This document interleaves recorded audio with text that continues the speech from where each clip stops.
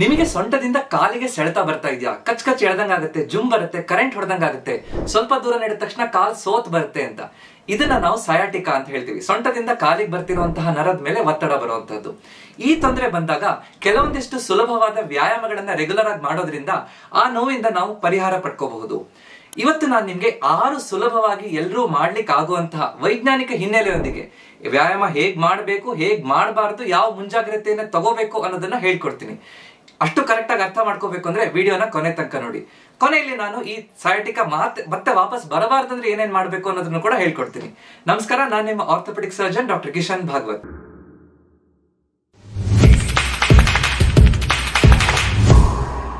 ಈ 6 ವ್ಯಾಯಾಮಗಳು ನಮ್ಗೆ ಸರಿಯಾಗಿ ಅರ್ಥ ಆಗ್ಬೇಕು ಅಂತಂದ್ರೆ ಈ ಸಯಾಟಿಕ್ ನರ್ವ್ ಅಥವಾ ಸಯಾಟಿಕಾದ ಹಿನ್ನೆಲೆ ನಮ್ಗೆ ಕರೆಕ್ಟ್ ಆಗಿ ಗೊತ್ತಿರಬೇಕು. ಸಯಾಟಿಕ್ ನರ್ವ್ ಅಂತ ಅನ್ನುವಂಥದ್ದು ನಮ್ಮ ದೇಹದಲ್ಲಿರುವಂತಹ ಅತ್ಯಂತ ಉದ್ದವಾದಂತಹ ನರ. ನಮ್ಮ ಪೃಷ್ಠಭಾಗದಿಂದ ಅಂದ್ರೆ ನಮ್ಮ ಕೆಳಗಡೆ ಇರುವಂತಹ ಲಂಬಾರ್ ವರ್ಟಿಬ್ರಾ ಅನ್ನುವಂತಹ ಮಧ್ಯದಲ್ಲಿ ಬರ್ತಾ ಇರುವಂತಹ ನರಗಳೆಲ್ಲ ಸೇರ್ಕೊಂಡು ನಮ್ಮ ಕಾಲಿಗೆ ಹೋಗುವಂತಹ ನರವನ್ನ ಸಯಾಟಿಕ್ ನರ್ವ್ ಅಂತ ಹೇಳ್ತೀವಿ. ಪೃಷ್ಠಭಾಗದ ಹಿಂಭಾಗದಲ್ಲಿ, ತೊಡೆ ಭಾಗದ ಹಿಂಭಾಗದಲ್ಲಿ, ಮೀನ್ಕಂಡ ಮತ್ತು ಪಾದದ ಹೆಬ್ಬೆಟ್ಟಿನ ತನಕನೂ ಹೋಗುವಂತಹ ನರ ಇದು. ಈ ನರದ ಮೇಲೆ ಒತ್ತಡ ಯಾವಾಗಾದ್ರೂ ಬಂದ್ರೆ, ಅಂದ್ರೆ ಡಿಸ್ಕ್ ಸಮಸ್ಯೆ ಇದ್ದಾಗ, ಅಥವಾ ನಮ್ಮ ಸೊಂಟದಲ್ಲಿ ಮೂಳೆಗಳು ಸವಕಳಿ ಬಂದು ನರದ ಮೇಲೆ ಒತ್ತಡ ಬಂದಾಗ, ಅಥವಾ ನರದಲ್ಲಿ ಯಾವುದೇ ರೀತಿಯಂತಹ ಉರಿಯೂತ ಬಂದಾಗ, ಅಥವಾ ಪೈರಿಫಾರ್ಮಿಸ್ ಅನ್ನುವಂತಹ ಮಾಂಸಖಂಡ ಒತ್ತಡ ಬಂದಾಗ, ಈ 4 ಮುಖ್ಯ ಕಾರಣಗಳಲ್ಲಿ ಸೊಂಟದಿಂದ ಕಾಲಿಗೆ ಬರ್ತಿರುವಂತಹ ನರದ ಮೇಲೆ ಒತ್ತಡ ಬೀಳುತ್ತೆ. ಅದು ಹಿಂದ್ಗಡೆ ಎಲ್ಲ ಜುಮ್ ಬರೋದು, ಸೆಳೆತ ಬರೋದು, ನನಗೆ ಮುಂದೆ ಬಗ್ದಾಗ ಕರೆಂಟ್ ಶಾಕ್ ಹೊಡೆದಂಗ ಆಗೋದು, ರಾತ್ರಿ ನಿದ್ದೆ ಬರಲ್ಲ, ಸ್ವಲ್ಪ ದೂರ ಹೋದ ತಕ್ಷಣ ಕಾಲ್ ಸೋತ್ ಬರೋದು, ಈ ಎಲ್ಲ ತೊಂದರೆ ಸಯಾಟಿಕಾ ಅಂತ ಕಾಣಿಸ್ಕೊಡುತ್ತೆ. ಸೊ ಇದನ್ನ ಕರೆಕ್ಟ್ ಮಾಡ್ಲಿಕ್ಕೆ ಕೆಲವೊಂದು ವ್ಯಾಯಾಮಗಳು ಬೇಕು. ಆದ್ರೆ ಸೇಫ್ಟಿ ಬಹಳ ಮುಖ್ಯ. ಅಂದ್ರೆ ನಾವು ಸುರಕ್ಷಿತವಾಗಿ ವ್ಯಾಯಾಮಗಳನ್ನ ಮಾಡೋದು ಮುಖ್ಯ. ಅದಕ್ಕೆ ಕೆಲವೊಂದು ಬ್ಯಾಕ್ ಗ್ರೌಂಡ್ ನಾವು ಅರ್ಥ ಮಾಡ್ಕೋಬೇಕು. ವ್ಯಾಯಾಮ ಮಾಡೋಕ್ಕಿಂತ ಮೊದಲು ಒಂದು 5 ರಿಂದ 10 ನಿಮಿಷ ಸ್ವಲ್ಪ ವಾಕಿಂಗ್ ಮಾಡಿ ದೇಹವನ್ನ ವಾರ್ಮ್ ಅಪ್ ಮಾಡೋದು ಬಹಳ ಮುಖ್ಯ. ಸಡನ್ ಆಗಿ ನಾನು ವ್ಯಾಯಾಮ ಮಾಡ್ಬೇಕು ಅಂತ ಮಾಡಕ್ ಹೋಗ್ಬಿಟ್ರೆ ತೊಂದರೆ ಹೆಚ್ಚಾಗ್ಬಿಡ್ಬಹುದು. ಎರಡನೇದು, ವ್ಯಾಯಾಮ ಮಾಡ್ಬೇಕಾದ್ರೆ ನಾವು ಫರ್ಮ್ ಆಗಿರುವಂತಹ ಸರ್ಫೇಸ್ ಅನ್ನು ಉಪಯೋಗಿಸಬೇಕು. ಮೆತ್ತನೆಯ ಹಾಸಿಗೆ ಮೇಲೆ ಇಟ್ಕೊಂಡು ವ್ಯಾಯಾಮ ಮಾಡಿದ್ರೆ ನೋವು ಹೆಚ್ಚಾಗಬಹುದು.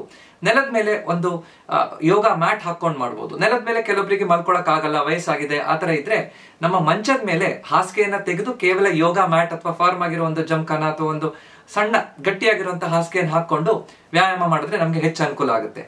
ನೋವು ಹೆಚ್ಚಾಗ್ತಾ ಇದೆ, ಯಾವುದೋ ಒಂದು ಭಂಗಿ ಅಥವಾ ಯಾವುದೋ ಒಂದು ವ್ಯಾಯಾಮ ಮಾಡಿದಾಗ ನೋವು ಹೆಚ್ಚಾಗ್ತಿದೆ ಅಂದ್ರೆ ಅದನ್ನ ನಿಲ್ಸ್ಬೇಕು. ಆದಷ್ಟು ಬೇಗ ಡಾಕ್ಟರ್ ಹತ್ರ ತೋರಿಸ್ಬೇಕು. ನಾವು ಕಂಫರ್ಟ್ ಝೋನ್ ಅಂದ್ರೆ ನಮ್ಮ ಆ ಲಿಮಿಟ್ ಒಳಗಡೆ ಇದ್ದು ವ್ಯಾಯಾಮ ಮಾಡಿದಾಗ ನಮ್ಗೆ ನಿಧಾನವಾಗಿ ಅದನ್ನ ಸ್ಟ್ರೆಚ್ ಮಾಡಿ ಹೆಚ್ಚು ಮಾಡ್ಕೋತಾ ಹೋದಾಗ ಅನುಕೂಲ ಆಗ್ತಾ ಬರುತ್ತೆ. ತುಂಬಾ ಸ್ಟ್ರೆಚ್ ಮಾಡಿ ನೋವು ಹೆಚ್ಚು ಮಾಡ್ಕೊಳ್ಳೋದ್ರಲ್ಲಿ ಅರ್ಥ ಇರೋಲ್ಲ. ಸೊ ಈ ಹಿನ್ನೆಲೆ ಇಟ್ಕೊಂಡು ಯಾವ 6 ವ್ಯಾಯಾಮಗಳನ್ನು ಹೇಗ್ ಮಾಡೋದು ಅನ್ನೋದನ್ನ ತಿಳ್ಕೊತಾ ಹೋಗೋಣ. 6 ವ್ಯಾಯಾಮಗಳಲ್ಲಿ ಮೊದಲು ನೀ ಟು ಚೆಸ್ಟ್ ಸ್ಟ್ರೆಚ್ ಅಥವಾ ಸಿಂಗಲ್ ನೀ ಟು ಚೆಸ್ಟ್ ಸ್ಟ್ರೆಚ್ ಅಂತೀವಿ, ಅಥವಾ ಪವನ ಮುಕ್ತಾಸನ ಅಂತ ಹೇಳ್ತೀವಿ. ಈ ವ್ಯಾಯಾಮ ಮಾಡೋದ್ರಿಂದ ನಮ್ಮ ನರಗಳ ಮೇಲೆ ಒತ್ತಡ ಕಡಿಮೆ ಆಗುತ್ತೆ. ಇದನ್ನ ನಾವು ಅಂಗಾತ ಮಲ್ಕೊಂಡ್ ಮಾಡ್ಬೇಕು. ನೆಲದ ಮೇಲೆ ಒಂದು ಯೋಗ ಮ್ಯಾಟ್ ಹಾಸ್ಕೊಂಡು ಅಥವಾ ಮಂಚದ ಮೇಲೆ ಫಾರ್ಮ್ ಆಗಿರುವಂತಹ ಮ್ಯಾಟ್ರೆಸ್ ಅಲ್ಲಿ ನಿಧಾನವಾಗಿ ಆರಾಮಾಗಿ ಅಂಗಾತ ನಮ್ಮ ಬೆನ್ನಿನ ಮೇಲೆ ಮಲ್ಕೋಬೇಕು. ಒಂದ್ ಕಾಲನ್ನ ನಮ್ಮ ತೊಡೆ ಹಿಂಭಾಗದಲ್ಲಿ ಅಥವಾ ಮಂಡಿ ಹತ್ರ, ತೊಡೆ ಹತ್ರ ಇಟ್ಕೊಂಡು, ಮಂಡಿ ನೋವಿರೋರು ತೊಡೆ ಹತ್ರ ಇಟ್ಕೋಬಹುದು. ಒಂದ್ ಕಾಲನ್ನ ನಿಧಾನವಾಗಿ ನಮ್ಮ ಎದೆ ಹತ್ರ ತನಕ ಎಳ್ಕೊಂಡ್ ಬರ್ಬೇಕು. ಈ ರೀತಿ ಎಳ್ಕೊಂಡ್ ಬಂದು 20 ಸೆಕೆಂಡ್ಗಳ ಕಾಲ ಹಿಡ್ಕೋಬೇಕು. 20 ಸೆಕೆಂಡ್ ಆರಾಮಾಗಿ ನಿಧಾನವಾಗಿ ಉಸಿರಾಡ್ಕೊಂಡು ಈ ತರ ಸ್ಟ್ರೆಚ್ ಮಾಡ್ಕೊಂಡು ನಿಧಾನ ವಾಪಸ್ ಬಿಡುವಂತದ್ದು. ಮತ್ತೆ 10 ರಿಂದ 15 ಸೆಕೆಂಡ್ ಗ್ಯಾಪ್ ಕೊಟ್ಟು ಮತ್ತೆ ಅದನ್ನೇ ರಿಪೀಟ್ ಮಾಡೋದು.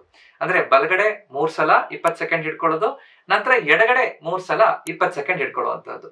ಇದು ಈ ಪವನ ಮುಕ್ತಾಸನ. ಈ ರೀತಿ ವ್ಯಾಯಾಮ ಮಾಡೋದ್ರಿಂದ ನಮ್ಮ ಕೆಳಗಡೆ ಇರುವಂತಹ ವರ್ಟಿಬ್ರಾ ಅಂದ್ರೆ ಲಂಬಾರ್ ವರ್ಟಿಬ್ರಾ ಅಂತ ಏನ್ ಹೇಳ್ತೀವಿ, ಅಂದ್ರೆ L1 ಇಂದ L5 ತನಕ ಇರುವಂತಹ ಆ ವರ್ಟಿಬ್ರಾ ಗ್ಯಾಪ್ ಜಾಸ್ತಿ ಆಗುತ್ತೆ. ಅವಾಗ ನರಗಳು ಅಲ್ಲಿ ಒತ್ತಡ ಬಂದಿದ್ರೆ ಆ ನರ ಫ್ರೀ ಆಗ್ಲಿಕ್ಕೆ ಅನುಕೂಲ ಆಗುತ್ತೆ. ಅಲ್ಲಿ ಕೆಳಗಡೆ ಇರುವಂತಹ ಬೆನ್ನಿನ ಪೃಷ್ಠಭಾಗದ ಮಾಂಸಖಂಡಗಳನ್ನ ಅದು ಸ್ಟ್ರೆಚ್ ಮಾಡುತ್ತೆ. ಅವಾಗ ಅದು ಆರಾಮಾಗುತ್ತೆ, ನಮ್ಗೆ ನೋವು ಕಡಿಮೆ ಆಗುವಂತಹ ಭಾವನೆ ಬರುತ್ತೆ. ಸೊ ಇದನ್ನ ರೆಗ್ಯುಲರ್ ಆಗಿ ಮಾಡೋದ್ರಿಂದ ನಮ್ಗೆ ಬಹಳ ಅನುಕೂಲ ಆಗುತ್ತೆ. ಜರ್ಕ್ ಕೊಡಬಾರ್ದು. ಸಡನ್ ಆಗಿ ಎಳೆದ್ಬಿಟ್ರೆ ನೋವು ಹೆಚ್ಚಾಗಬಹುದು. ಅಥವಾ ಎಳಿಬೇಕಾದ್ರೆ ನಾವು ಆ ಕಡೆ ಈ ಕಡೆ ತಿರುಗಿಸಬಾರ್ದು. ಒಂದೇ ಲೈನ್ ಅಲ್ಲಿ ನಿಧಾನವಾಗಿ ನನ್ನ ಮಂಡಿ ಬಲಗಡೆ ಭುಜದ ಹತ್ರ ಬರೋ ತನಕ, ಎದೆ ತನಕ ಬರೋ ತನಕ ಆ ಕಡೆ ಈ ಕಡೆ ತಿರುಗಿಸಿದ್ರೆ ನೋವು ಹೆಚ್ಚಾಗ್ಬಿಡ್ಬೋದು. ಸೊ ಇದನ್ನ ಕರೆಕ್ಟ್ ಆಗಿ ಸುರಕ್ಷಿತವಾಗಿ ಮಾಡುವಂತದ್ದು ಬಹಳ ಮುಖ್ಯ. ಇದು ಅತ್ಯಂತ ಮುಖ್ಯವಾದಂತಹ ಮೊದಲನೇ ವ್ಯಾಯಾಮ. ಎರಡನೇ ವ್ಯಾಯಾಮ ಪೈರಿಫಾರ್ಮಿಸ್ ಸ್ಟ್ರೆಚ್ ಅಥವಾ ಸುಪ್ತ ಕಪೋತಾಸನ ಅಂತ ಯೋಗಾಸನದಲ್ಲಿ ಹೇಳ್ಬೋದು. ಇದನ್ನ ನಾವು ಆರಾಮಾಗಿ ಅಂಗಾತ ಮಲ್ಕೊಂಡು ಮಾಡ್ಬೋದು, ಕುರ್ಚಿ ಮೇಲೆ ಕುತ್ಕೊಂಡು ಮಾಡ್ಬೋದು. ಮಲ್ಕೊಂಡು ಮಾಡೋದು ಹೇಗೆ ಅಂತ ಅರ್ಥ ಮಾಡ್ಕೊಳ್ಳೋಣ. ಕರೆಕ್ಟ್ ಆಗಿ ಸ್ಟ್ರೇಟ್ ಆಗಿ ನಾವು ಬೆನ್ನಿನ ಮೇಲೆ ಮಲ್ಕೋಬೇಕು. ನಿಧಾನವಾಗಿ ಎರಡು ಕಾಲನ್ನ ಮಡಚಬೇಕು. 2 ಕಾಲನ್ನ ಸ್ವಲ್ಪ ಮಡಚಿದ ನಂತರ ನನ್ನ ಬಲಗಡೆ ಕಾಲಿನ ಆಂಕಲ್ ಜಾಯಿಂಟ್ ಅಂದ್ರೆ ಬಲಗಡೆ ಪಾದವನ್ನ ಎಡಗಡೆ ಮಂಡಿ ಮೇಲೆ ಇಡಬೇಕು. ಅಂದ್ರೆ ಕಾಲನ್ನ ನಿಧಾನವಾಗಿ ಫೋಲ್ಡ್ ಮಾಡಿ ನಾವು ಕೆಳಗಡೆ ಚಕ್ಕಲ್ ಪಕ್ಕಲ್ ಹಾಕೊಂಡು ಕೂತ್ಕೊಂಡಾಗ ಹೇಗೆ ಫೋಲ್ಡ್ ಮಾಡ್ತೀವೋ ಆತರ ಬಲಗಡೆ ಕಾಲನ್ನ ಎಡಗಡೆ ಮಂಡಿ ಮೇಲೆ ಇಡಬೇಕು. ಎಡಗಡೆ ತೊಡೆಯನ್ನ ನನ್ನ ಎದೆ ಹತ್ರ ಈ ನಾವು ನೀಟು ಚೆಸ್ಟ್ ಸ್ಟ್ರೆಚ್ ಅಲ್ಲಿ ಮಾಡಿದ ಹಾಗೆ ಎಳಿಬೇಕು. ಹಾಗೆ ಮಾಡಿದಾಗ ನನ್ನ ಬಲಗಡೆ ಪೃಷ್ಠಭಾಗದಲ್ಲಿರುವಂತಹ ಪೈರಿಫಾರ್ಮಿಸ್ ಮಾಂಸಖಂಡ ಸ್ಟ್ರೆಚ್ ಆಗುತ್ತೆ. ಪೈರಿಫಾರ್ಮಿಸ್ ಫೋಸಾದಲ್ಲಿ ಆ ಪೈರಿಫಾರ್ಮಿಸ್ ಮಸಲ್ ಅನ್ನುವಂತಹ ಮಾಂಸಖಂಡ, ಆ ಮಾಂಸಖಂಡದಲ್ಲಿ ಉರಿಯೂತ ಬಂದಿದ್ರೆ, ಅದು ಬಿಗಿತ ಬಂದಿದ್ರೆ, ಅದರಲ್ಲಿ ನರ ಸಿಕ್ಕಾಕೊಂಡಿದ್ರೆ ಈ ರೀತಿ ಸ್ಟ್ರೆಚ್ ಮಾಡೋದ್ರಿಂದ ನಮ್ಗೆ ಅನುಕೂಲ ಆಗುತ್ತೆ. ಇದನ್ನು ಕೂಡ ಬಲಗಡೆ 20 ಸೆಕೆಂಡ್ 3 ಸಲ ಮಾಡಬೇಕು, ಎಡಗಡೆ 20 ಸೆಕೆಂಡ್ 3 ಸಲ ಮಾಡಬೇಕು. ಮಧ್ಯ ಮಧ್ಯದಲ್ಲಿ 10 ರಿಂದ 15 ಸೆಕೆಂಡ್ ಗ್ಯಾಪ್ ಕೊಟ್ಟು ಮಾಡಬೇಕು. ಈ ವ್ಯಾಯಾಮ ಮಾಡಿದಾಗ ನಾವು ಸಡನ್ ಆಗಿ ಎಳೆದಾಗ ಮಂಡಿಯಲ್ಲಿ ನೋವು ಬರ್ತಾ ಇದೆ ಅಥವಾ ಸೊಂಟದಲ್ಲಿ ಬೆನ್ನಲ್ಲಿ ನೋವು ಬರ್ತಾ ಇದೆ ಅಂದ್ರೆ ನಾವು ತಪ್ಪು ಮಾಡ್ತಾ ಇದೀವಿ ಅಂತ. ನಮ್ಗೆ ಈ ವ್ಯಾಯಾಮ ಮಾಡಿದಾಗ ಪೃಷ್ಠಭಾಗದಲ್ಲಿ ಆ ಸ್ಟ್ರೆಚ್ ಎಳೆತ ಆ ಭಾವನೆ ನಮ್ಗೆ ಕರೆಕ್ಟ್ ಗೊತ್ತಾಗ್ಬೇಕು. ಅವಾಗ ನಾವು ಮಾಡ್ತಾ ಇರುವಂತಹ ವಿಧಾನ ಕರೆಕ್ಟ್ ಅಂತ ನಾವು ಅರ್ಥ ಮಾಡ್ಕೋಬಹುದು. ಇದನ್ನ ನಾವು ಒಂದು ಕುರ್ಚಿ ಮೇಲೆ ಕೂತ್ಕೊಂಡು ಕೂಡ ಮಾಡ್ಬೋದು. ಒಂದು ಕಾಲನ ಇನ್ನೊಂದು ಕಾಲ ಮೇಲೆ ಇಟ್ಟು ನಿಧಾನವಾಗಿ ಮಂಡಿಯನ್ನ ಒತ್ತುವಂತದ್ದು. ಅವಾಗ್ಲೂ ಕೂಡ ಈ ಪೃಷ್ಠಭಾಗದಲ್ಲಿ ಸ್ಟ್ರೆಚ್ ನಮ್ಗೆ ಫೀಲ್ ಆಗ್ಬಹುದು. ಇದು ಅರ್ಥ ಮಾಡ್ಕೋಬೇಕು. ಮೂರನೇ ಮುಖ್ಯವಾದಂತಹ ವ್ಯಾಯಾಮ ಕ್ಯಾಟ್ ಕೌ ಪೋಸ್ ಅಥವಾ ಮಾರ್ಜಾರ್ಯಾಸನ ಬಿಟಿಲಾಸನ ಅಂತ. ಇದು ಬಹಳ ಸುಲಭವಾಗಿ ಎಲ್ಲರೂ ಮಾಡಲೇಬೇಕಾಗಿರುವಂತಹ ವ್ಯಾಯಾಮ. ಈ ವ್ಯಾಯಾಮ ಮಾಡೋದ್ರಿಂದ ನಮ್ಮ ಬೆನ್ನಿನ ಮೊಬಿಲಿಟಿ ಅಂದ್ರೆ ನಮ್ಮ ಮೂವ್ಮೆಂಟ್, ನಮ್ಯತೆ ಎಷ್ಟು ಚೆನ್ನಾಗಿರುತ್ತೋ ಅದು ಕರೆಕ್ಟ್ ಮೇಂಟೈನ್ ಮಾಡ್ಲಿಕ್ಕೆ ಅನುಕೂಲ ಆಗುತ್ತೆ. ಬಿಗಿತ ಬಂದಿರುವಂತದ್ದು, ಸೊಂಟ ನೋವು, ಬೆನ್ನು ನೋವು, ಕಾಲ್ ಸೆಳೆತ ಬಂದಾಗ ಬೆನ್ನಲ್ಲಿ ಒಂಥರ ಸ್ಟಿಫ್ನೆಸ್ ಇರುತ್ತೆ. ಅದು ಫ್ರೀ ಆಗ್ಲಿಕ್ಕೆ, ನರಗಳು ಆರಾಮಾಗ್ಲಿಕ್ಕೆ, ಮಾಂಸಖಂಡ ಸ್ಟ್ರೆಚ್ ಆಗ್ಲಿಕ್ಕೆ, ಅದು ಗಟ್ಟಿ ಆಗ್ಲಿಕ್ಕೆ ಅನುಕೂಲ ಆಗ್ತಾ ಹೋಗುತ್ತೆ. ಇದನ್ನ ನಾವು ಆರಾಮಾಗಿ ಕೈ ಮತ್ತು ಮಂಡಿ ನೆಲಕ್ಕೆ ತಾಗಿಸ್ಕೊಂಡು, ಅಂದ್ರೆ ಈ ಅಂಬೆಗಾಲ್ ಹರಿಯುವಂತಹ ಪೊಸಿಷನ್, ಹೇಗೆ ಮಕ್ಕಳು, ಸಣ್ಣ ಮಕ್ಕಳು ಅಂಬೆಗಾಲ್ ಹರಿತಾರೋ ಆ ಪೊಸಿಷನ್ ಅಲ್ಲಿ ನಾವು ಪ್ರಾರಂಭ ಮಾಡಬೇಕು. ಮಾಡಿದಾಗ ನಿಧಾನವಾಗಿ 2 ಎಲ್ಬೋ ಕರೆಕ್ಟ್ ನಾವು ರಿಲ್ಯಾಕ್ಸ್ಡ್, ದೇಹ ರಿಲ್ಯಾಕ್ಸ್ಡ್ ಆಗಿರ್ಬೇಕು. ನಿಧಾನವಾಗಿ ನಾವು ದೀರ್ಘವಾಗಿ ಒಳಗಡೆ ಉಸಿರನ್ನ ಎಳ್ಕೋಬೇಕಾದ್ರೆ ನಮ್ಮ ಬೆನ್ನನ್ನ ಆರ್ಚ್ ಮಾಡ್ಬೇಕು, ಬೆನ್ನು ಕೆಳಗೆ ಹೋಗ್ಬೇಕು, ಮುಖ ಮೇಲಕ್ಕೆ ಬರಬೇಕು. ಹೀಗೆ ಹಿಡ್ಕೊಂಡು 10 ರಿಂದ 12 ಸೆಕೆಂಡ್ ಹಿಡ್ಕೊಳ್ಳುವಂಥದ್ದು. 10 ರಿಂದ 12 ಸೆಕೆಂಡ್ ಈ ತರ ಹಿಡ್ಕೊಳ್ಳೋದು. ನಿಧಾನವಾಗಿ ಉಸಿರು ಬಿಡ್ತಾ ನಮ್ಮ ಬೆನ್ನನ್ನ ಮೇಲೆ ಆರ್ಚ್ ಮಾಡ್ಬೇಕು, ಅವಾಗ ತಲೆ ಕೆಳಗಡೆ ಹೋಗ್ಬೇಕು. ಇದು ಕ್ಯಾಟ್ ಕೌ ಪೋಸ್ ಅಂತ ಹೇಳ್ತೀವಿ. ಇದನ್ನ 8 ರಿಂದ 10 ಸಲ ರಿಪೀಟ್ ಮಾಡೋದ್ರಿಂದ ಬಹಳ ಚೆನ್ನಾಗಿ ನಮ್ಮ ಬೆನ್ನಿಗೆ ಮೊಬಿಲಿಟಿ ಸಿಗುತ್ತೆ, ಸ್ಟ್ರೆಂತ್ ಸಿಗುತ್ತೆ, ಅಲ್ಲಿರುವಂತಹ ಬಿಗಿತ ಕಡಿಮೆ ಆಗ್ಲಿಕ್ಕೆ ಅನುಕೂಲ ಆಗುತ್ತೆ. ಯಾವುದೇ ರೀತಿ ಜರ್ಕ್ ಅನ್ನ ಕೊಡಬಾರ್ದು, ಗಡಿಬಿಡಿ ಮಾಡಬಾರ್ದು. ನಿಧಾನವಾಗಿ ನೋವು ಹೆಚ್ಚಾಗ್ತಾ ಇದೆ ಅಂದ್ರೆ ಮಧ್ಯೆ ಸ್ವಲ್ಪ ಪಾಸ್ ಕೊಟ್ಟು ಸ್ಟಾಪ್ ಮಾಡಿ ಮತ್ತೆ ಶುರು ಮಾಡಬಹುದು. ಈ ವ್ಯಾಯಾಮ ಪ್ರತಿನಿತ್ಯ ಮಾಡೋದ್ರಿಂದ ಅಲ್ಲಿ ನಮ್ಮ ಡಿಸ್ಕ್ ಗಳಲ್ಲಿ ಇರುವಂತಹ ಒಳಗಡೆ ಹೋಗುವಂತಹ ರಕ್ತ ಸಂಚಾರ, ಅದರಲ್ಲಿರುವಂತಹ ಫ್ಲೂಯಿಡ್ ಮೂವ್ಮೆಂಟ್ ಹೆಚ್ಚು ಚೆನ್ನಾಗಾಗಿ ಡಿಸ್ಕ್ ಆರೋಗ್ಯ ಚೆನ್ನಾಗಿರುತ್ತೆ. ನಮ್ಮ ಬೆನ್ನಿನ ಮಾಂಸಖಂಡಗಳು ಮೂವ್ಮೆಂಟ್ ಚೆನ್ನಾಗಾಗುತ್ತೆ, ನರಗಳು ಫ್ರೀ ಆಗ್ಲಿಕ್ಕೆ ಅನುಕೂಲ ಆಗ್ತಾ ಹೋಗುತ್ತೆ. ಸೊ ಮೂರನೇ ಮುಖ್ಯವಾದಂತಹ ವ್ಯಾಯಾಮ ಕ್ಯಾಟ್ ಕೌ ಪೋಸ್. 8 ರಿಂದ 10 ಆ ಮೂವ್ಮೆಂಟ್ ಪ್ರತಿದಿನ ಮಾಡುವಂತದ್ದು ಬಹಳ ಮುಖ್ಯ. ಇದು ಮೂರನೇ ಮುಖ್ಯವಾದಂತಹ ವ್ಯಾಯಾಮ. ನಾಲ್ಕನೇದು ಭುಜಂಗಾಸನ ಅಥವಾ ಅರ್ಧ ಭುಜಂಗಾಸನ ಅಂತ ಹೇಳ್ಬೋದು. ಅಂದ್ರೆ ಕೋಬ್ರಾ ಪೋಸ್ ಅಂತ ಹೇಳ್ತೀವಿ. ಅಂದ್ರೆ ನಾವು ಹೊಟ್ಟೆ ಮೇಲೆ ಮಲ್ಕೋಬೇಕು. ನಾವು ಮಲ್ಕೋಬೇಕಾದ್ರೆ ಮಗಲ್ ಅಂದ್ರೆ ಅಂಗಾತ ಮಲ್ಕೊಳ್ಳೋದಲ್ಲ, ಉಲ್ಟಾ ಹೊಟ್ಟೆ ಮೇಲೆ ಮಲ್ಕೊಂಡು 2 ಕೈಗಳನ್ನ ನಿಧಾನವಾಗಿ ನಮ್ಮ ಭುಜದ ಪಕ್ಕ, ತಲೆ ಪಕ್ಕ ಇಟ್ಕೊಂಡು ನಮ್ಮ ಎದೆ, ತಲೆ ಮತ್ತು ಭುಜವನ್ನ ನಿಧಾನವಾಗಿ ಎತ್ತಬೇಕು. ಹೀಗೆ ನಮ್ಮ ಕೈಯನ್ನ ನೆಲಕ್ಕೆ ನೇರವಾಗಿ ಇಟ್ಕೊಂಡು, ಎಲ್ಬೋನು ಕೆಳಗಡೆ ನೆಲದ ಮೇಲೆ ಇಟ್ಕೊಂಡು ನಾವು ಮಾಡಿದಾಗ ಇದು ಹಾಫ್ ಕೋಬ್ರಾ ಪೋಸ್ ಅಥವಾ ಅರ್ಧ ಭುಜಂಗಾಸನ ಅಂತ ಹೇಳ್ತೀವಿ. ಇದು ಸುಲಭವಾಗಿ ಎಲ್ರಿಗೂ ಮಾಡ್ಲಿಕ್ಕೆ ಅನುಕೂಲ ಆಗುವಂತ ವ್ಯಾಯಾಮ. ತುಂಬಾ ಸೊಂಟ ನೋವು ಜಾಸ್ತಿ ಇದೆ, ಕಾಲ್ ಸೆಳೆತ ಜಾಸ್ತಿ ಇದೆ ಅಂದಾಗ ವ್ಯಾಯಾಮ ಮಾಡೋದಲ್ಲ. ಪ್ರಾರಂಭದಲ್ಲಿ ತುಂಬಾ ಸಡನ್ ಆಗಿ ನಿಮ್ಗೆ ರಿಲೀಫ್ ಸಿಗ್ಬೇಕು ಅಂತಂದ್ರೆ ಯಾವ ತರ ಮಲ್ಕೊಂಡ್ರೆ ಆರಾಮಾಗುತ್ತೆ, ತಕ್ಷಣ ರಿಲೀಫ್ ಕೊಡುವಂತಹ ಪೋಸ್ ಯಾವುದು ಅಂತ ಈ ವಿಡಿಯೋದಲ್ಲಿ ಹೇಳಿದ್ದೀನಿ. ಅಂದ್ರೆ ನಾವು 2 ಕಾಲ್ಗಳನ್ನ ಒಂದು ಕುರ್ಚಿ ಮೇಲೆ ಒಂದು 2-3 ದಿಂಬು ಇಟ್ಕೊಂಡು ಕಾಲ್ ಎತ್ತರದಲ್ಲಿ ಇಟ್ಕೊಂಡ್ರೆ ಹಿಪ್ ಜಾಯಿಂಟ್, ನೀ ಜಾಯಿಂಟ್ ಎರಡು 90 ಡಿಗ್ರೀಸ್ ಅಲ್ಲಿ ಬೆಂಡ್ ಇದ್ದಾಗ ನರದ ಮೇಲೆ ಒತ್ತಡ ಕಡಿಮೆ ಆಗುತ್ತೆ, ತಕ್ಷಣದಲ್ಲಿ ರಿಲೀಫ್ ಸಿಗಕ್ಕೆ ಅನುಕೂಲ ಆಗುತ್ತೆ. ಇದು ಆದ ನಂತರ ಮೊದಲು ಮಾಡ್ಬೇಕಾಗಿರುವಂತಹ ವ್ಯಾಯಾಮ ಈ ಅರ್ಧ ಭುಜಂಗಾಸನ. ಡಿಸ್ಕ್ ಸಮಸ್ಯೆ ಇರುವಂತವ್ರು ಈ ತರ ಅರ್ಧ ಭುಜಂಗಾಸನ ಮಾಡ್ಕೊಂಡು 10 ರಿಂದ 12 ಸೆಕೆಂಡ್ ಆ ಪೋಸ್ ಅಲ್ಲಿ ನಾವು ಮೇಂಟೈನ್ ಮಾಡ್ಬೇಕು. ನಿಧಾನ ವಾಪಸ್ ಬರುವಂತದ್ದು. ಇದನ್ನು 8 ರಿಂದ 10 ಸಲ ರಿಪೀಟ್ ಮಾಡಿದಾಗ ಆ ಡಿಸ್ಕ್ ಯಾವ್ದು ಹಿಂದ್ಗಡೆ ಹೋಗಿ ನರದ ಮೇಲೆ ಒತ್ತಡ ಕೊಡ್ತಾ ಇರುತ್ತೋ, ಡಿಸ್ಕ್ ಸಮಸ್ಯೆ, ಡಿಸ್ಕ್ ಪ್ರೊಲ್ಯಾಪ್ಸ್ ಅಂತ ಏನ್ ಹೇಳ್ತೀವೋ, ಅದು ನಿಧಾನವಾಗಿ ವಾಪಸ್ ತನ್ನ ಜಾಗಕ್ಕೆ ಬರ್ಲಿಕ್ಕೆ ಅನುಕೂಲ ಆಗುತ್ತೆ. ಈ ರೀತಿ ಹೀಗಾದಾಗ ಅವಾಗ ಆ ಸ್ಪೈನಲ್ ಕಾರ್ಡ್ ಮೇಲೆ, ನರಗಳ ಮೇಲೆ ಒತ್ತಡ ಕಡಿಮೆ ಆಗುತ್ತೆ. ಇದರ ಜೊತೆಗೆ ನಮ್ಮ ಕೆಳಗಡೆ ಇರುವಂತಹ ಬೆನ್ನಿನ ಪೃಷ್ಠಭಾಗದ ಮಾಂಸಖಂಡಗಳು ಸ್ಟ್ರೆಚ್ ಆಗುತ್ತೆ. ಆ ಮಾಂಸಖಂಡಗಳು ಗಟ್ಟಿ ಆಗ್ಲಿಕ್ಕೆ ನಮ್ಗೆ ಅನುಕೂಲ ಆಗ್ತಾ ಬರುತ್ತೆ. ಸೊ ಇದನ್ನ 8 ರಿಂದ 10 ಸಲ 10 ರಿಂದ 12 ಸೆಕೆಂಡ್ ಆ ಪೋಸ್ ಅಲ್ಲಿ ಮೇಂಟೈನ್ ಮಾಡಬಹುದು. ಯಾರಿಗೆ ಸಾಧ್ಯ ಇದೆಯೋ ಅವರು ಸಂಪೂರ್ಣ ಭುಜಂಗಾಸನ ಮಾಡಬಹುದು. ಅಂದ್ರೆ ನಮ್ಮ ಎಲ್ಬೋನ ಎಕ್ಸ್ಟೆಂಡ್ ಮಾಡಿದಾಗ ನಮ್ಮ ಅರ್ಧ ಹೊಟ್ಟೆ ಭಾಗದಿಂದ ಮೇಲಷ್ಟು ಮೇಲ್ಗಡೆ ಎತ್ತಿದಾಗ ಅವಾಗ ಇನ್ನಷ್ಟು ಈ ಮಾಂಸಖಂಡಗಳು ಇನ್ನಷ್ಟು ಸ್ಟ್ರೆಚ್ ಆಗಿ ಅನುಕೂಲ ಆಗ್ಲಿಕ್ಕೆ ಸಾಧ್ಯ ಆಗುತ್ತೆ. ಇದು ಅರ್ಧ ಭುಜಂಗಾಸನ. 5ನೇ ವ್ಯಾಯಾಮ ಪೆಲ್ವಿಕ್ ಲಿಫ್ಟ್ ಅಥವಾ ಪೆಲ್ವಿಕ್ ಬ್ರಿಡ್ಜ್ ಎಕ್ಸರ್ಸೈಸ್ ಅಂತ ಹೇಳ್ತೀವಿ. ಇದನ್ನ ಸೇತು ಬಂಧಾಸನ ಅಂತ ಹೇಳ್ತೀವಿ.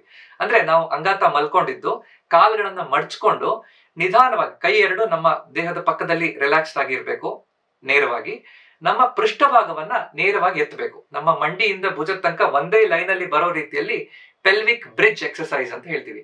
ಈ ವ್ಯಾಯಾಮ ಮಾಡೋದ್ರಿಂದ ನಮ್ಮ ಕೆಳಗಡೆ ಬೆನ್ನಿನ ಮಾಂಸಖಂಡ, ಪೃಷ್ಠಭಾಗದ ಮಾಂಸಖಂಡ, ಸ್ಪೈನ್ ಕೋರ್ ಮಸಲ್ಸ್ ಅಂದ್ರೆ ನಮ್ಮ ಇಡೀ ಬೆನ್ನಿಗೆ, ನಮ್ಮ ದೇಹಕ್ಕೆ ಸಪೋರ್ಟ್ ಕೊಡುವಂತಹ ಬೆನ್ನುಹುರಿಯನ್ನ ನೇರವಾಗಿ ಇಟ್ಕೊಳ್ಳಿಕ್ಕೆ ಬೇಕಾಗಿರುವಂತಹ ಹೊಟ್ಟೆ ಭಾಗದ ಮಾಂಸಖಂಡ, ಬೆನ್ನಿನ ಅಕ್ಕಪಕ್ಕದಲ್ಲಿರುವಂತಹ ಮಾಂಸಖಂಡ, ಪೃಷ್ಠಭಾಗದ ಮಾಂಸಖಂಡಗಳನ್ನ ಗಟ್ಟಿ ಮಾಡಿ ಇಟ್ಕೊಳ್ಳಿಕ್ಕೆ, ಅದರಲ್ಲಿರುವಂತಹ ಬಿಗಿತವನ್ನ ಕಡಿಮೆ ಮಾಡ್ಲಿಕ್ಕೆ ಈ ವ್ಯಾಯಾಮ ಮಾಡೋದ್ರಿಂದ ನಮ್ಗೆ ಅನುಕೂಲ ಆಗುತ್ತೆ. ಅವಾಗ ಆ ನರದ ಮೇಲೆ ಒತ್ತಡ ಕಡಿಮೆ ಆಗುತ್ತೆ. ಬಹಳ ಚೆನ್ನಾಗಿ ನೋವನ್ನ ಕಡಿಮೆ ಮಾಡ್ಕೊಳ್ಳಿಕ್ಕೆ ರೆಗ್ಯುಲರ್ ಆಗಿ ಯಾವುದೇ ವ್ಯಾಯಾಮ ಒಂದಿನ 2 ದಿನ ಮಾಡಿದ್ರೆ ನಮ್ಗೆ ಆ ರಿಸಲ್ಟ್ ಗೊತ್ತಾಗದೆ ಇರ್ಬೋದು. ರೆಗ್ಯುಲರ್ ಆಗಿ ಮಾಡ್ತಾ ಇದ್ರೆ, ಪ್ರತಿನಿತ್ಯ ಇದನ್ನ ಮಾಡ್ತಾ ಇದ್ರೆ ಬಹಳ ಚೆನ್ನಾಗಿ 2 ರಿಂದ 3 ವಾರದಲ್ಲಿ ನಿಮ್ಗೆ ಡಿಫ್ರೆನ್ಸ್ ಖಂಡಿತ ಕಾಣಿಸುತ್ತೆ.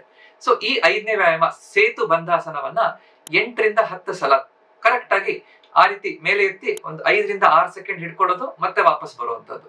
ಹೀಗೆ ರೆಗ್ಯುಲರ್ ಆಗಿ ಮಾಡೋದ್ರಿಂದ ಆ ಸ್ಪೈನ್ ಕೋರ್ ಮಸಲ್ಸ್ ಅಲ್ಲಿ, ಪೃಷ್ಠಭಾಗದ ಮಾಂಸಖಂಡಗಳಲ್ಲಿ ನಮ್ಗೆ ಸ್ಟ್ರೆಂತ್ ಬರುತ್ತೆ, ಗಟ್ಟಿ ಆಗ್ತಾ ಹೋಗುತ್ತೆ, ಶಕ್ತಿ ಬರುತ್ತೆ. ಅವಾಗ ನರಗಳ ಮೇಲೆ ಒತ್ತಡ ಕಡಿಮೆ ಆಗುತ್ತೆ. ನಮ್ಮ ಬೆನ್ನ ನೋವು ಇದ್ದಾಗ ಪೃಷ್ಠಭಾಗದ ಮಾಂಸಖಂಡಗಳನ್ನ ಗಟ್ಟಿ ಮಾಡ್ಕೊಳ್ಳೋದ್ರಿಂದ ಆ ಬೆನ್ನಿನ ಮೇಲಿನ ಒತ್ತಡವನ್ನ ನಾವು ಕಡಿಮೆ ಮಾಡ್ಲಿಕ್ಕೆ ಅನುಕೂಲ ಆಗುತ್ತೆ. ಸೊ ಈ ವ್ಯಾಯಾಮ ಬಹಳ ಮುಖ್ಯ ಅಂತ. ಇದು 5ನೇ ಮುಖ್ಯವಾದಂತಹ ವ್ಯಾಯಾಮ. ಈ ವ್ಯಾಯಾಮಗಳ ಜೊತೆಗೆ 6ನೇ ವ್ಯಾಯಾಮ, ಕೊನೆ ವ್ಯಾಯಾಮ, ಕರೆಕ್ಟ್ ಆಗಿ ಮಾಡುವಂತಹ ನರ್ವ್ ಫ್ಲಾಸಿಂಗ್ ಅಥವಾ ಸಯಾಟಿಕ್ ನರ್ವ್ ಫ್ಲಾಸಿಂಗ್ ಎಕ್ಸರ್ಸೈಸ್ ಅಥವಾ ನರ್ವ್ ಸ್ಟ್ರೆಚ್ ಎಕ್ಸರ್ಸೈಸ್ ಅಂತ ಹೇಳ್ಬೋದು, ನರ್ವ್ ಗ್ಲೈಡ್ ಎಕ್ಸರ್ಸೈಸ್ ಅಂತ ಹೇಳ್ಬೋದು.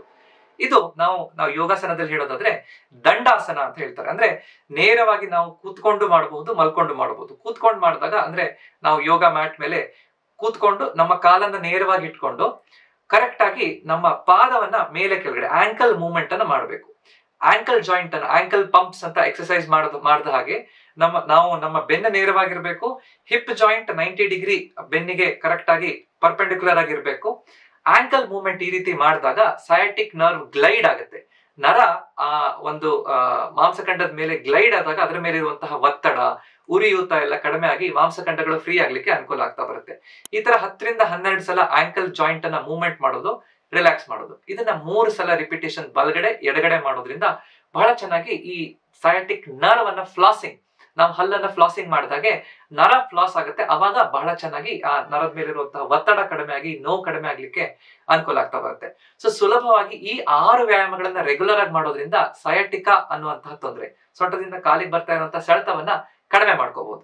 ವ್ಯಾಯಾಮ ಮಾಡಿದಾಗ ನನಗೆ ಬಹಳ ಚೆನ್ನಾಗಿ ಆರಾಮಾಗುತ್ತೆ ಡಾಕ್ಟ್ರೆ, ಆದ್ರೆ ಮತ್ತೆ ನಾನು ಕೆಲಸ ಮಾಡ್ತಾ ಹೋಗ್ಬಿಡ್ತೀನಿ, ಅವಾಗ ಮತ್ತೆ ನೋವು ಕಾಣಿಸ್ಕೊಳ್ಳುತ್ತೆ, ಏನ್ ಮಾಡ್ಬೇಕು? ಅಥವಾ ನೋವು ಸ್ವಲ್ಪ ದಿನ ಮಾತ್ರ ವ್ಯಾಯಾಮ ಮಾಡ್ತೀನಿ, ಆಮೇಲೆ ಮತ್ತೆ ನೋವು ಬಂದ್ಬಿಡುತ್ತಲ್ಲ, ಏನ್ ಮಾಡ್ಬೇಕು ಅಂತ ಕೇಳ್ತಿರ್ತಾರೆ. ಅದಕ್ಕೆ ರೆಗ್ಯುಲರ್ ಆಗಿ ವ್ಯಾಯಾಮ ಮಾಡೋದು ಮುಖ್ಯ. ಅಷ್ಟೇ ಮುಖ್ಯ ನಮ್ಮ ಇಡೀ ದಿನಚರಿಯಲ್ಲಿ, ನಮ್ಮ ಜೀವನ ಶೈಲಿಯಲ್ಲಿ ಕೆಲವೊಂದು ಬದಲಾವಣೆ ಮಾಡಿಕೊಂಡು ಈ ನೋವು ಬರ್ದೇ ಇರೋ ರೀತಿಯಲ್ಲಿ ನೋಡ್ಕೊಳ್ಳೋದು ಬಹಳ ಮುಖ್ಯ. ಇದಕ್ಕೆ ನಾವು 5 ಸ್ಟೆಪ್ಸ್ ಅನ್ನ ಫಾಲೋ ಮಾಡ್ಲೇಬೇಕು. ಮೊದಲನೇದು, ನಮ್ಮ ಭಂಗಿಯನ್ನ ಸರಿಯಾಗಿ ಇಟ್ಕೋಬೇಕು. ನಡಿಬೇಕಾದ್ರೆ, ಕೂತ್ಕೋಬೇಕಾದ್ರೆ ಹೆಚ್ಚೊತ್ತು ನಾವು ಕೂತ್ಕೊಂಡೇ ಇರ್ತೀವಿ. ಸೊ ನಮ್ಮ ಕುರ್ಚಿ ಸರಿಯಾಗಿರ್ಬೇಕು, ಬೆನ್ನು ನೇರವಾಗಿರ್ಬೇಕು, ನಮ್ಮ ಬೆನ್ನಿಗೆ ಕರೆಕ್ಟ್ ಆಗಿ ಲಂಬಾರ್ ಸಪೋರ್ಟ್ ಕರೆಕ್ಟ್ ಆಗಿ ಕೊಡ್ತಾ ಇದೀವೋ ಇಲ್ವೋ, ನಮ್ಮ ಕುರ್ಚಿಯನ್ನ ಎರ್ಗೋನಾಮಿಕ್ ಕುರ್ಚಿಯಾಗಿ ಹೇಗ್ ಮಾಡ್ಬೇಕು ಅನ್ನೋದನ್ನ ಈ ವಿಡಿಯೋದಲ್ಲಿ ನೀವು ಡೀಟೇಲ್ ಆಗಿ ನೋಡಬಹುದು. ಸೊ ನಮ್ಮ ಭಂಗಿಯನ್ನ ಕರೆಕ್ಟ್ ಆಗಿ ಕಾಪಾಡ್ಕೊಳ್ಳೋದು ಬಹಳ ಮುಖ್ಯ. ಎರಡನೇದು, ಸರಿಯಾಗಿ ಅರ್ಧ ಮುಕ್ಕಾಲು ಗಂಟೆಗೆ ಒಮ್ಮೆ ಆದ್ರೂ ನಾವು ಬ್ರೇಕ್ ಅನ್ನ ತಗೋಬೇಕು. ನಾವು ತುಂಬಾ ಹೊತ್ತು ಕೂತ್ಕೊಂಡು ಓದ್ಬೇಕಾದ್ರೆ, ಕೆಲಸ ಮಾಡ್ಬೇಕಾದ್ರೆ, ಟಿವಿ ನೋಡ್ಬೇಕಾದ್ರೆ, ಡ್ರೈವಿಂಗ್ ಮಾಡ್ಬೇಕಾದ್ರೆ, ಕಂಪ್ಯೂಟರ್ ಮುಂದೆ ಕೂತ್ಕೊಂಡು ಕೆಲಸ ಮಾಡ್ಬೇಕಾದ್ರೆ ನಮ್ಗೆ ಟೈಮಿನ ಅರಿವೇ ಇರೋಲ್ಲ. ಕಂಟಿನ್ಯೂಸ್ ಆಗಿ ಅದೇ ತರ ಕೂತ್ಕೊಂಡೇ ಇದ್ಬಿಡ್ತೀವಿ. ಇದರಿಂದ ನಮ್ಮ ಬೆನ್ನು ಸೊಂಟ ವೀಕ್ ಆಗ್ತಾ ಬರುತ್ತೆ, ನರದ ಒತ್ತಡ ಹೆಚ್ಚಾಗುತ್ತೆ. ಅರ್ಧ ಮುಕ್ಕಾಲು ಗಂಟೆಗೆ ಒಮ್ಮೆ ಆದ್ರೂ ನಿಂತ್ಕೊಂಡು ಸ್ವಲ್ಪ ಸ್ಟ್ರೆಚ್ ಮಾಡಿ ಓಡಾಡ್ಕೊಂಡ್ ಬರೋದ್ರಿಂದ ನರ ಆರಾಮಾಗ್ತಾ ಬರುತ್ತೆ. ಅದನ್ನ ಅರ್ಥ ಮಾಡ್ಕೋಬೇಕು. ಮೂರನೇದು, ಸರಿಯಾದ ಹಾಸಿಗೆಯನ್ನ ಬಳಸಬೇಕು. ಸರಿಯಾಗಿ ನಿದ್ದೆಯನ್ನು ಕೂಡ ಮಾಡಬೇಕು. ನಿದ್ದೆ ಮಾಡಿದಾಗ ಕರೆಕ್ಟ್ ಆಗಿ ನಮ್ಮ ನರ ಮಾಂಸಖಂಡ ಚೇತರಿಕೆ ಆಗ್ಲಿಕ್ಕೆ ಅನುಕೂಲ ಆಗುತ್ತೆ. ಫರ್ಮ್ ಆಗಿರುವಂತಹ, ಸ್ವಲ್ಪ ಗಟ್ಟಿ ಆಗಿರುವಂತಹ, ತುಂಬಾ ಸಾಫ್ಟ್ ಆಗಿರುವಂತಹ ಮೆದು ಹಾಸಿಗೆ ಉಪಯೋಗಿಸಿದ್ರೆ ನರದ ನೋವು ಹೆಚ್ಚಾಗ್ಬೋದು. ಫರ್ಮ್ ಆಗಿರ್ಬೇಕು, ತುಂಬಾ ಗಟ್ಟಿನೂ ಅಲ್ಲ, ನೆಲದ ಮೇಲೆ ಹಾಗೆ ಮಲ್ಕೊಳ್ಳೋದು ಅಲ್ಲ, ಸ್ವಲ್ಪ ಫರ್ಮ್ ಆಗಿರುವಂತಹ ಮ್ಯಾಟ್ರೆಸ್ ಅನ್ನ ಬಳಸಬೇಕು. ಸರಿಯಾದ ರೀತಿಯಲ್ಲಿ ಸೊಂಟ ನೋವು, ಬೆನ್ನ ನೋವು ಇದ್ದಾಗ ಯಾವ ರೀತಿ ಹಾಸಿಗೆಯನ್ನ ಬಳಸಬೇಕು, ಹೇಗ್ ಮಲ್ಕೋಬೇಕು ಅನ್ನೋದ್ರ ಬಗ್ಗೆ ನಾನು ಹಲವಾರು ವಿಡಿಯೋಗಳನ್ನ ಮಾಡಿದ್ದೀನಿ.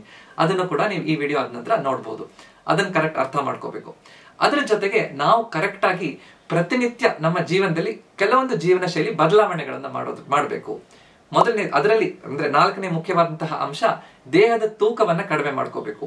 ನಾವು ಮುಂದೆ ಬಗ್ದಾಗ ನಮ್ಮ ದೇಹದ ತೂಕ 3-4 ಪಟ್ಟು ಹೆಚ್ಚು ಡಿಸ್ಕ್ಗಳ ಮೇಲೆ, ನರದ ಮೇಲೆ ಒತ್ತಡ ಬಂದ್ಬಿಡುತ್ತೆ. ಸೊ ಆ ರೀತಿ ಆಗ್ಬಾರ್ದು ಅಂತಂದ್ರೆ ನಮ್ಮ ದೇಹದ ತೂಕ ಕಡಿಮೆ ಇರಬೇಕು. ಸುಲಭವಾಗಿ ಭಾರತೀಯ ಆಹಾರ ಶೈಲಿಯಲ್ಲಿ ಏನು ಜಿಮ್ಮಿಗೆ ಹೋಗದೆ ನಮ್ಮ ನಾವು ಮಾಡುವಂತಹ ದಿನಚರಿಯಲ್ಲಿ ಹೇಗೆ ಬದಲಾವಣೆ ಮಾಡಿಕೊಂಡು ಸುಲಭವಾಗಿ 21 ದಿನದಲ್ಲಿ ತೂಕ ಇಳಿಸಬಹುದು ಅನ್ನೋದ್ರ ಬಗ್ಗೆ ನಾನೊಂದು ವೆಯ್ಟ್ ಲಾಸ್ ಕೋರ್ಸ್ ಅನ್ನ ಮಾಡಿದ್ದೀನಿ.